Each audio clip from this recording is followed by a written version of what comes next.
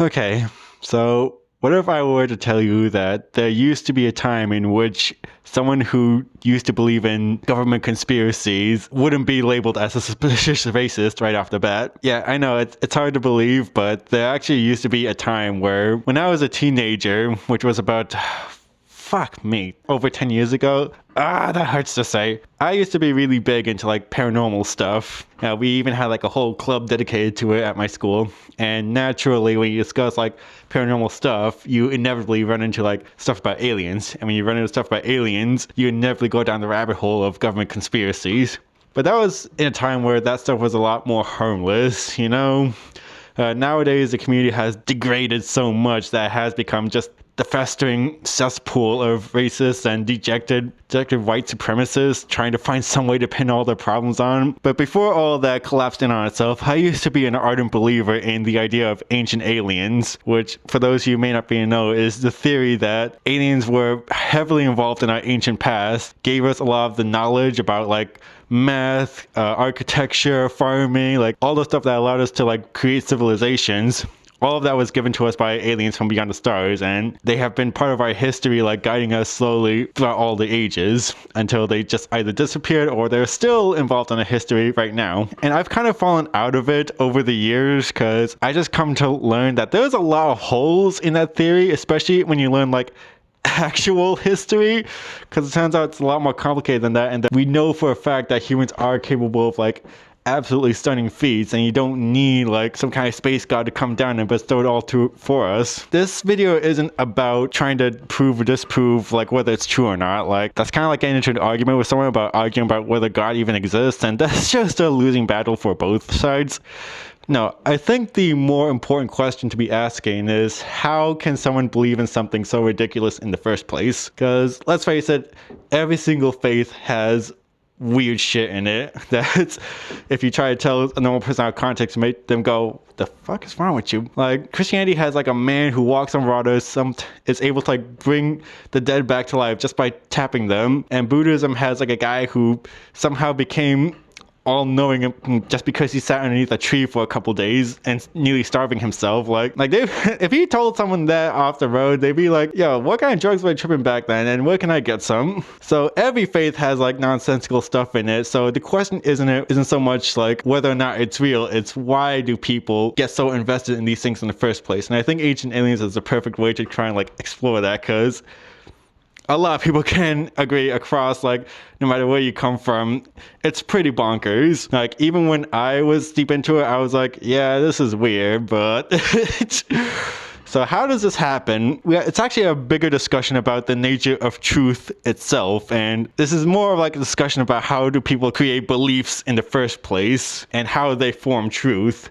Because we want to think the truth as something so ubiquitous, so unanimous, like something that's inarguable and like definitive no matter what. Like that's why people are always searching for it. Like the truth is the truth. It is the definitive answer for all things in our world. But as I've existed on this rock for over 20 years, I kind of come to learn something.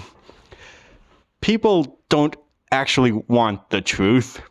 They want what's convenient and comfortable to believe in.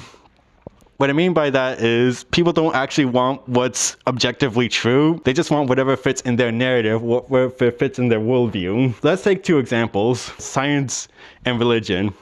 What's so comforting about science? What makes science comforting is that it provides a very detailed explanation about how everything in our natural world works and why it works. And that can feel very empowering for some people. It means no matter how crazy things get, they have a probable answer for it. The knowledge that science bestows on people feels empowering, gives them agency. And even if something's out of their control, they at least have like control in the sense they know what's causing it. Like, if a thunderstorm is raging and people are worried that thunder is going to strike them, a believer in science is going to be like, we don't have nothing to worry about. As long as we stay away from like trees or metal objects, lightning has a very low chance of actually hitting anyone because that's not how electricity works. Meanwhile, what is comforting about religion, which is the complete opposite spectrum and you think is completely discomforting because it doesn't actually provide an answer for anything. It just says like, put your faith in in your God or whatever force you believe in, and things will be alright. It may seem weird, especially to like logic-based people who believe in science, but there is actually a comfort in knowing that things are going to be alright, even if there isn't a probable explanation for it, because sometimes that's all people need. They just need to know that there's a plan for everything. That no matter how crazy things get, no matter how much suffering happens on you and the people around you, it's not chaotic, it's not an accident, it's all part of some kind of divine plan. And there's comfort in being known that everything's going according to schedule and that things are just going to go back to normal somehow. Going back to that lightning example, if lightning storm is happening outside, you don't know why the lightning is happening, but if someone tells you like, don't worry, the man responsible for creating that lightning, he will not strike you today as long as you're a righteous soul. And even though it makes no sense, it's still comforting knowing that like, you know, I don't need to think hard about this at all. like I'm told it's going to be okay and that's all I need. I don't need to think about it any more deeper than that. The type of truth that you choose to believe in says a lot about you as a person. And these aren't just only two examples. There's a lot of different ways that people can seek out truth in the world. And I also really want to point out that there is no right answer. All right, I've had two examples, like one logical and one that's essentially emotional, and neither is better or worse. Neither one of them makes you smarter or dumber. They're just two different approaches, and just like how it just need different spiritual or emotional needs, particular faiths just may be more inherently appealing to them. And again, that doesn't make them better or worse, dumber or smarter. It's just whatever works for them.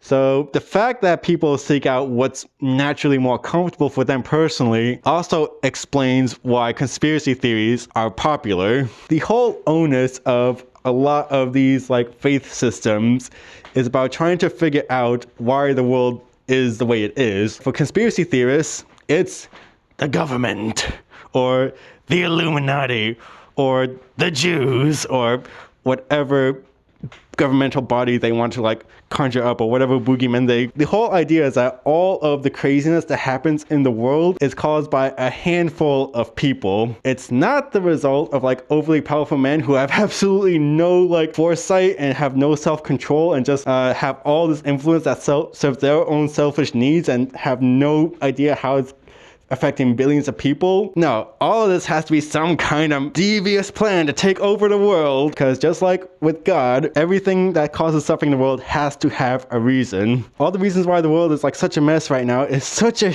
complex web of socioeconomics, of history, of decades of like race relations that just gone horribly wrong. It's so much stuff, and it's hard for the average person to like compartmentalize all of it. And hell, most people don't even know how big this web is because they're not educated about it in school. It's a lot easier to believe that all this nonsense is caused by just a handful of bad players. And that empowers them because they think that if they can like trace exactly where the source is coming from and just tell enough people to like go to that source and dump all their ire on them, that will somehow make the world a better place. That will somehow revert everything. No more global warming, no more war, no more liberals trying to take away my rights. Like, no more of that. Even if there was like Illuminati or a Kabbalah or whatever like taking over the world, like even if you were to topple it, no, it's not going to fix anything. So look, it's messy no matter what it is, but what's important is that it feels empowering. Even if it actually isn't empowering or makes no sense at all, it helps people feel more at ease knowing where all the source of suffering is coming from. Because if you really want to think about it, that's also the role of ancient religions, like all the pantheons from Greek to Egyptian to Mayan. All those gods are there to like serve as explanations as to why the weather like isn't cooperating.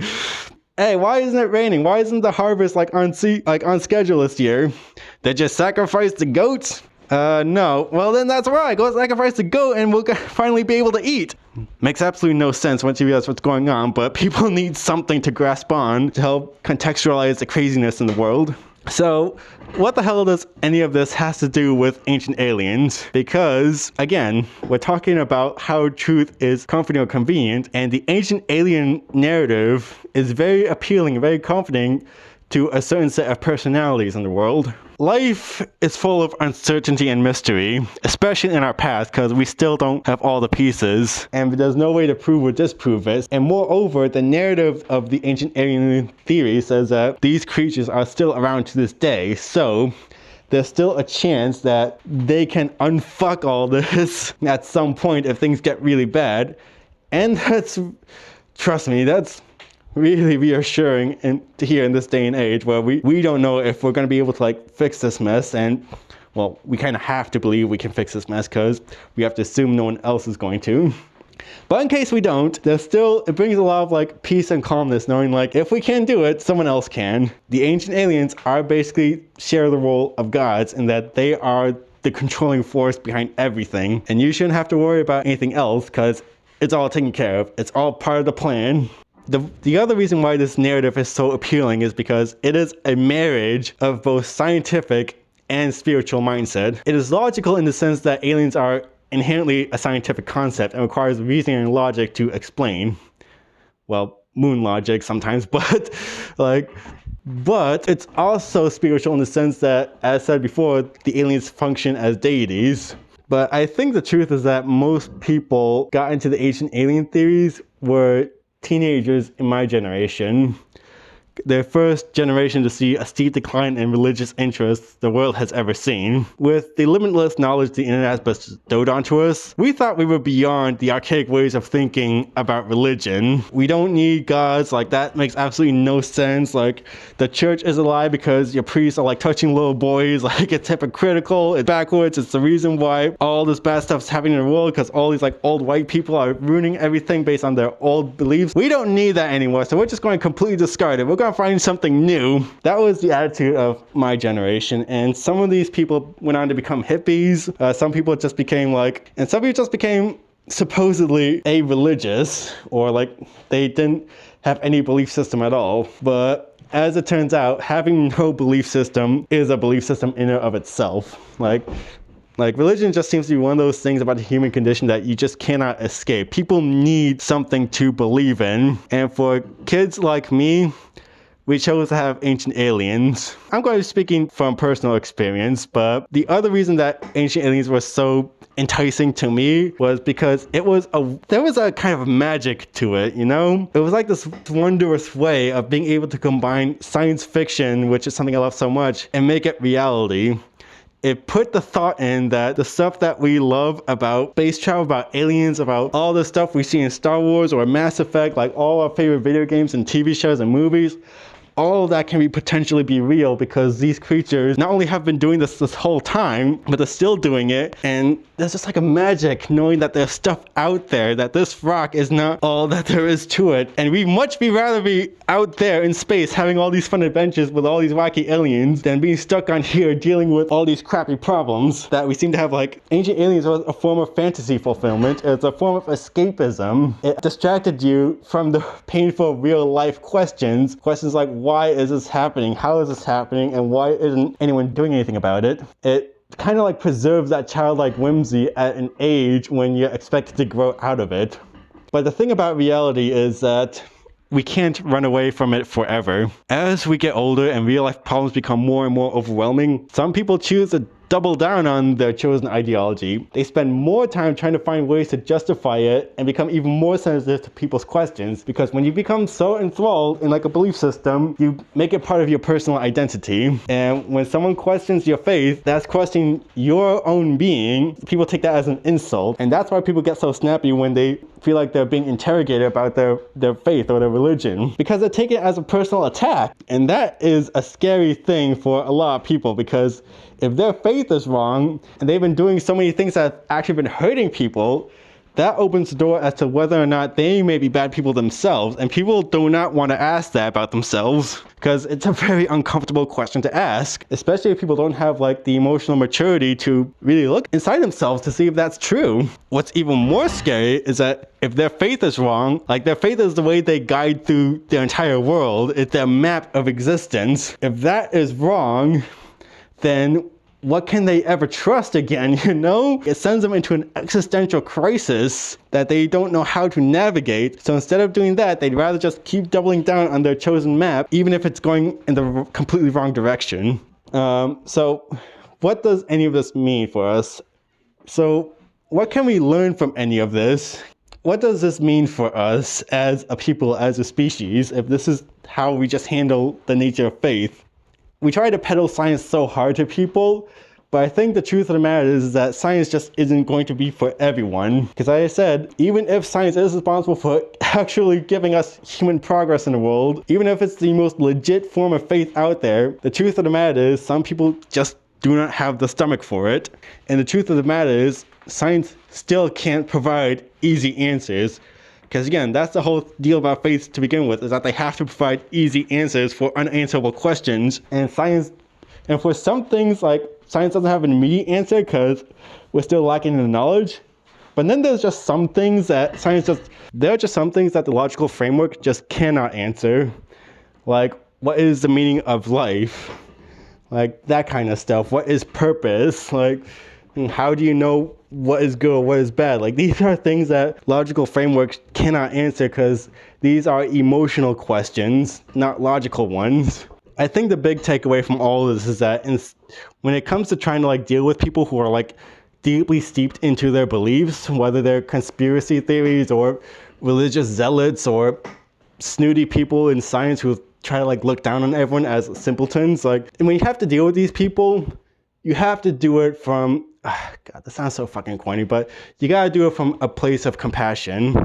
You have to be patient when trying to confront people about these things, about questioning their faith. If you go into the mindset of trying to disprove someone as wrong, they're immediately going to like turtle up and not be willing to listen to anything you're saying because they're going to take it as an attack on them, because you kind of are. Like, if you have someone in your personal life, like a friend, a family, a coworker, whatever, that's like steeped into problematic belief systems, then you have to be patient with them.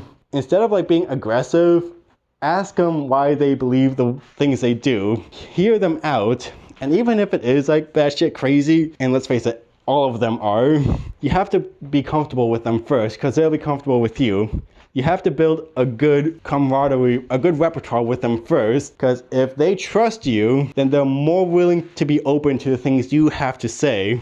Find commonalities and be gentle with them. Instead of proposing them as arguments, propose them as like, and what if statements are like seeds that get planted in your mind. And as that seed like stays in there, it grows and grows until it can potentially overtake the initial idea and say like, oh yeah, maybe he's right. And that's the other thing. You have to talk in their language. Instead of like, because the thing about like faith systems is like they're like different languages. If you try to use logic and reasoning to disprove their God, they're not going to want to listen because then you're not even speaking the same language. Religion is inherently emotional, while science is inherently logical, but the two just don't mix, alright? It's like trying to like argue with someone who's speaking Spanish by speaking Japanese to them. They're not going to understand. And they're going to be mad that you're not trying to speak in their same language. That's why people get so heated so quickly, because you're not hearing them out. So stoop to their level, speak their language, do it gently, and only then will we start to make progress in trying to realize that we're all not that different. And if we spend more time trying to find how we're similar instead of like fighting over how we're different, then that is how we're going to unfuck this planet we're on. Oh God, I'm hot. It's so hot in here, guys.